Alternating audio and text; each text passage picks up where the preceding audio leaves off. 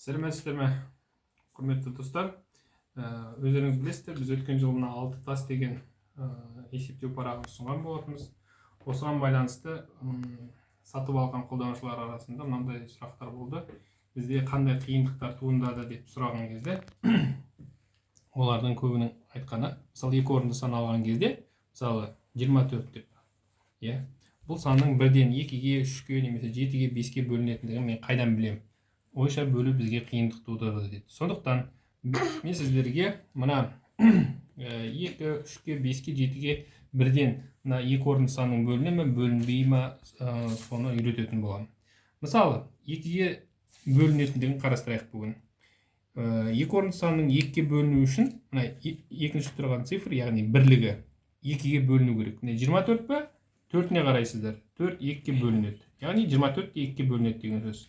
Міне, бір белгі қоясыздар, мынау 24 2-ге бөлінеді. Бізде қалатыны, яғни 2 көбейтілген 12, яғни 12 2-ге бөліне ме? Әрине бөлінеді, себебі 2 2-ге бөлінеді. Ендеше мұны жерге тағы да бір рет белгі қоямыз. Ендеше бұны біз қалай жаза аламыз? 2 көбейтілген 2 көбейтілген 6. 6-ны білесіздер 2-ге бөлінетіндігіне. Сонда тағы да бір белгі қоямыз, және 6 деген 2 көбейтілген 3-ке бір белгі қоямыз. Сонда бұл 2 көбейтілген 2 көбейтілген 2 көбейтілген 3. Яғни 2 3 рет көбейтіліп тұр. Ендеше бұл 24 бізде 2-нің 3 дәрежесі көбейтілген 3 деген сөз. Тағы да бір мысал келтірейік. Мынандай мысал болсын.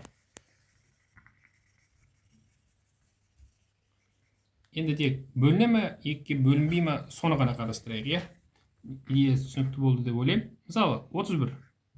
Міне, бірлігіне қарайсыздар. 1 2-ге бөлінбейді. Сондықтан 31 2-ге бөлінбейді. Мысалы, 56. 6 2-ге бөлінеді, яғни 56 2-ге бөлінеді. 87. 7 2-ге бөлінбейді, ендеше бұл 2-ге бөлінбейді.